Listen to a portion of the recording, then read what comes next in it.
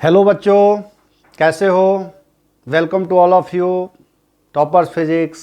As you know I Manish Ranjan और आज हम पढ़ाएंगे स्कैटरिंग ऑफ लाइट।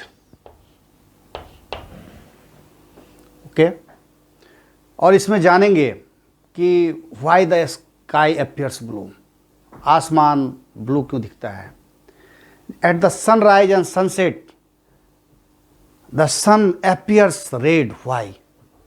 तो इन सब चीज़ों के बारे में आज हम जानेंगे और ये सब होता है due to the scattering of light.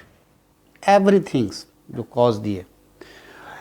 Actually में ये जो चैप्टर है एटमॉस्फेरिक रिफ्रैक्शन का ही है और उसके एग्जाम्पल्स है ये सब। हाँ, एटमॉस्फेरिक रिफ्रैक्शन में भी कितने तरह की चीज़ हो जाते हैं, नहीं, स्कैटरिंग हो जाता है और ये सब चीज़ स्कैटरिंग के कारण ही मेनली हो जाता है और यहाँ से करीब करीब एंडिंग हो जाएगी। तो चलो हम स्कैटरिंग ऑफ लाइट करते हैं। स्कैटरिंग, अब जब डिक्शनरी में वर्ड्स देखोगे तो स्कैटरिंग का मतलब होता है तितर बितर हो जाना। नहीं, मतलब ऐसा कि अगर डिक्शनरी देखो तितर बितर, ऐसा तितर बितर हो जाना, ठीक है।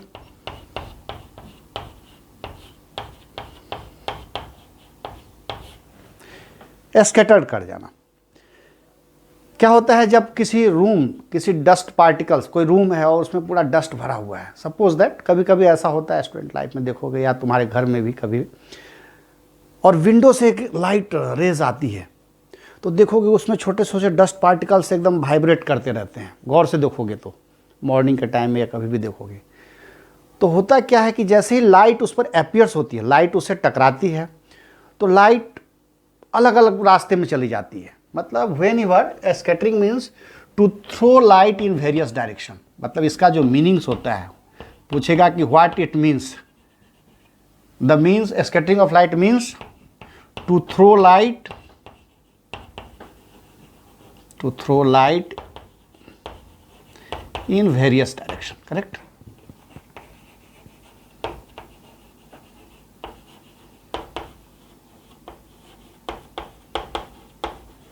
लाइट के अलग अलग डायरेक्शन में जाना, स्कैटर्ड हो जाना, this is called the scattering of light. अब इस पर इसके जो बेस्ट एग्जाम्पल्स सब हैं वो हम आगे पढ़ेंगे, लेकिन एक इसमें बहुत इंपॉर्टेंट बोर्ड के लिए, एनटीएससी के लिए और सिलेबस में वो आता है टिंडल इफेक्ट। क्या आता है? Tyndall effect.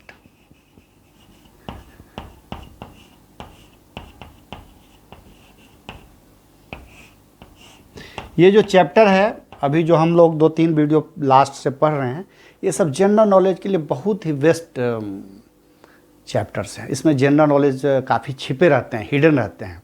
जब भी एनटीएससी का एग्ज़ाम दोगे, 10th बोर्ड के दोगे एमसीक्यू और कोई भी एग्ज़ाम, तो इसमें मतलब काफ़ी कंसेप्चुअल क्वेश्चन छिपे रहते हैं। और एक बार अच्छे से अगर आपने पढ़ लिया, वीडियो को शुरू से लास्ट तक जरूर देखना, भूलना भी चाहोगे लास्ट में तो कंसेप्ट याद रहता है आदमी का, अच्छा इस कारण से ऐसा होता है।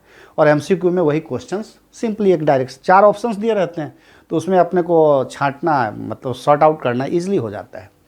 तो टिंडल इफेक्ट, टिंडल एक साइंटिस्ट थे और 1859 में उन्होंने एक चीज़ डिस्कवर किया ये उन्होंने देखा। एक्चुअली में टिंडल इफेक्ट है क्या? टिंडल इफेक्ट ये है कि ये जो है ना path, to find the path of, actually में एक लाइन में to find the path of रे।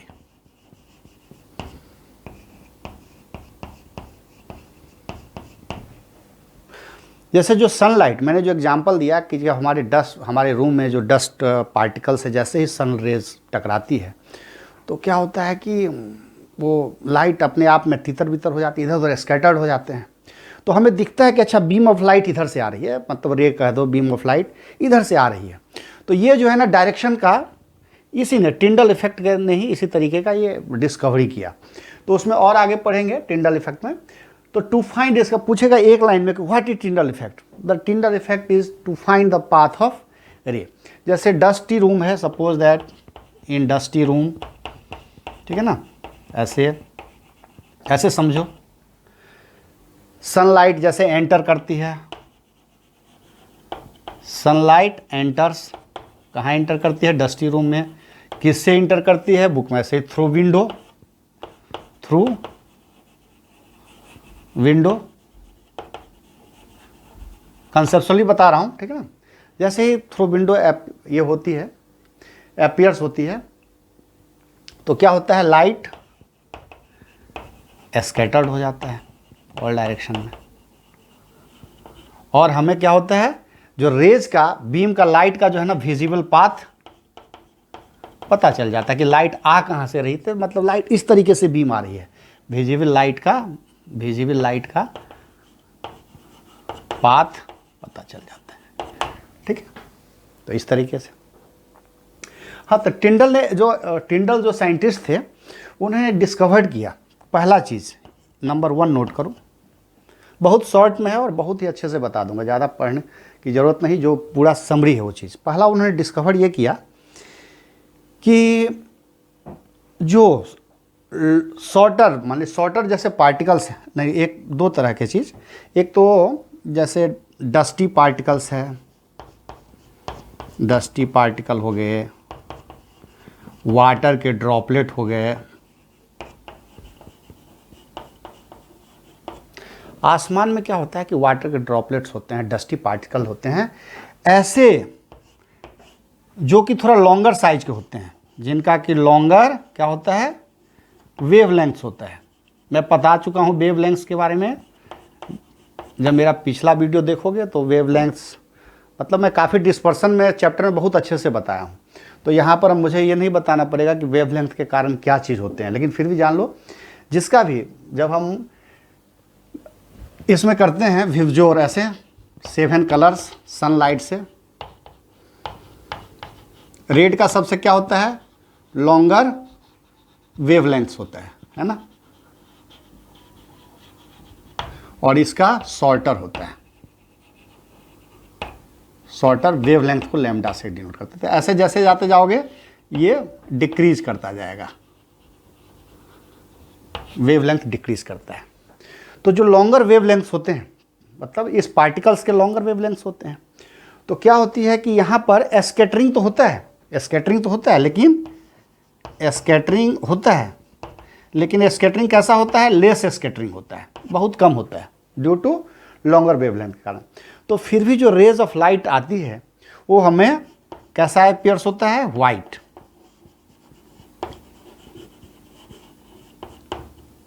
मुझे वाइट ही दिखता है। सेकेंड चीज,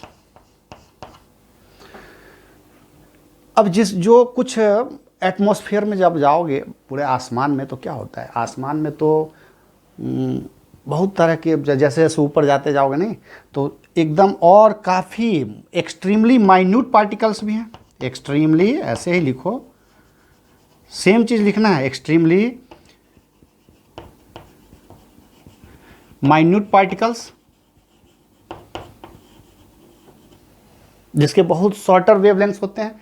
एक्सट्रीमली माइन्यूट पार्टिकल्स में जैसे हो गया ऑक्सीजन, नाइट्रोजन एटसेट्रा।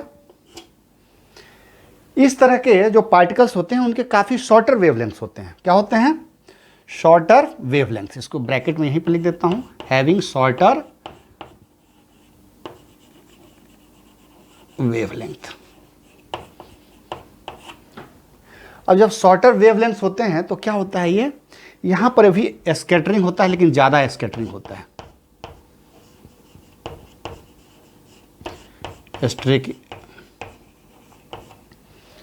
यहां पर ज़्यादा स्कैटरिंग हो जाता है। किसका? ब्लू कलर पार्ट का। किसका होता है यहां? Blue part of sunlight.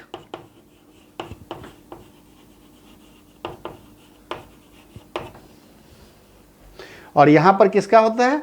Scattering less किसका होता है? यहां भी होता है ब्लू पार्ट ऑफ सनलाइट। लेकिन क्या होता है? यहां बहुत कम होता है। पहले वाले केस में जिस पार्टिकल्स के वेवलेंथ थोड़ा बड़े होते हैं, जैसे डस्ट हो गया, वाटर ड्रॉपलेट हो गए, तो होता है ब्लू, लेकिन बहुत कम होता है। ये जो है ना, देखो इधर नीचे ये सब शॉर्टर वेवलेंथ, तो ब्लू का होता है लेकिन बहुत कम होता है। तो बहुत कम होने के कारण ये सब किस चीज़ से बना है? सन रेज से। सन रेज बोलो या व्हाइट लाइट बोलो, तो फिर भी जो हमें जो रेज आते हैं सन से वाइट दिखता है।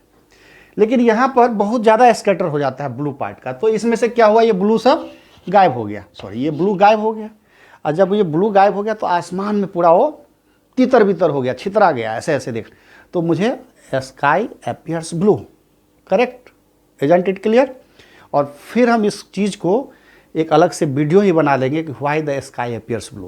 ये तो एक, देखो आंसर तो एक सेंटेंस में बोल सकते हैं, due to the atmospheric reflection sky appears blue, due to the और एक और सेंटेंस बोलते हो, due to the atmospheric refraction, atmospheric refraction, due to the atmospheric refraction, scattering of lights, and the blue parts of the lights scattered more, and so the sky appears blue। तो ऐसे बोल सकते हो।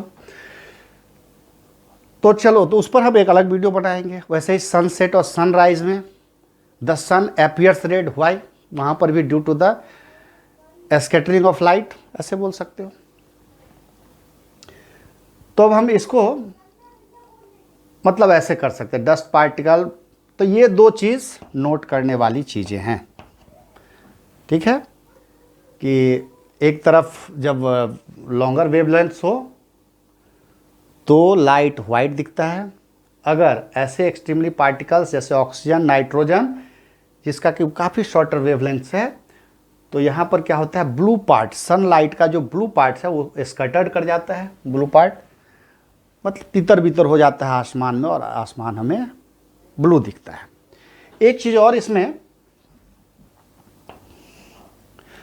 अब जैसे क्या होता है कि रेड सिग्नल होता है, मतलब रेलवे में देखोगे कि रेड सिग्नल लगाया जाता है, नहीं, रेड कलर का, क्यों? क्योंकि उसका जो रेड कलर है उसका वेवलेंथ ज़्यादा होता है।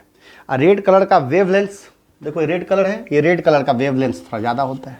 और रेड कलर का वेवलेंथ ज़्यादा होने के कारण उसकी स्कैटरिंग कम होती है, इसलिए फोग है, स्मोक है, ठंडे के समय में दूर से ही दिख जाता है रेड, और सब जो है ना लाइट स्कैटर्ड हो जाता है ज़्यादा से ज़्यादा। तो इतना ही चीज़ है टिंडल इफेक्ट में। क्या क्या हमने जाना, what do you mean by scattering of light. चलो 1 मिनट में रिवीजन करते हैं। To throw light in various direction is called scattering of light. इससे भी और ज़्यादा जानना है तो in a dust room particles, in a dusty room, whenever the sunlight enters through window, light scatters and visible light path trace। हाँ, तो अब Tyndall, what is Tyndall effect? Tyndall effect to find the path of rays. नहीं, Tyndall effect से हम क्या करते हैं? To find the path of rays. Tyndall ने क्या क्या डिस्कवर्ड किया? उन्होंने डिस्कवर्ड ये किया कि जो पार्टिकल्स जिसके वेवलेंथ थोड़ा लॉन्गर होते हैं, नहीं, जैसे डस्टी पार्टिकल्स, वाटर ड्रॉपलेट्स, वहाँ पर ब्लू पार्ट का बहुत कम स्कैटरिंग होता है और इसीलिए लाइट अपीयर्स वाइट दिखता है। लेकिन अगर डस्टी पार्टिकल्स बहुत ही स्मॉल हो, खास करके जैसे ऑक्सीजन है, नाइट्रोजन है, इसके मॉलिक्यूल्स हैं, ऑक्सीजन के, एयर के, तो ड्यू टू शॉर्टर वेवलेंथ्स यहाँ पर ब्लू पार्ट का जो स्कैटरिंग होता है वो मोर होता है, और this is a reason why the sky appears blue. लेकिन फिर अगला टॉपिक हम प्रयास करेंगे थोड़ा और अच्छे से वीडियो बना दे, why the sky appears blue and why the sun appears red at sunset and sunrise। Okay, तो चलो इसको नोट कर लो, फिर अब नेक्स्ट वीडियो इसके आगे बताते हैं।